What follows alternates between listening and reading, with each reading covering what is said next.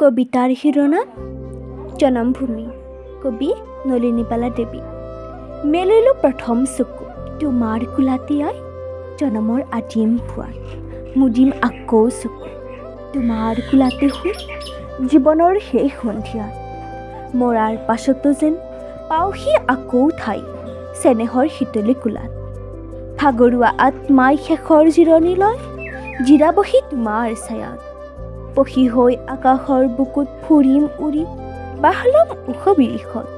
পুৱতিৰ লগে লগে জগাম তোমাক নেতি, বনৰীয়া সুৱদী গীতত। আকাশৰ তৰা হৈ লাগি চাম ৰৈ, সেউজীয়া শুৱনি জেউতি।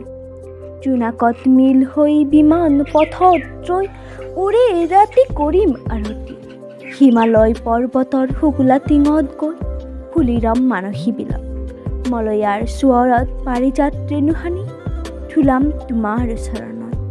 নদী হৈ পখালিম দুখনি চৰণ নিতে, মাটি হৈ মিলিম বুকুত। সোণোৱালী মেঘ হৈ ৰঙা হাঁহি বিৰিঙাম, হেতা পৰা দুখনি উঠত।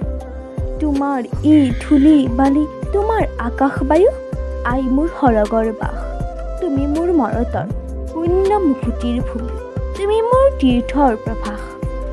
অ' মোৰ চেনেহী দেশ, তোমাৰ দুখীয়া প্ৰজা, ৰচা তাত শান্তিৰ সৰগ।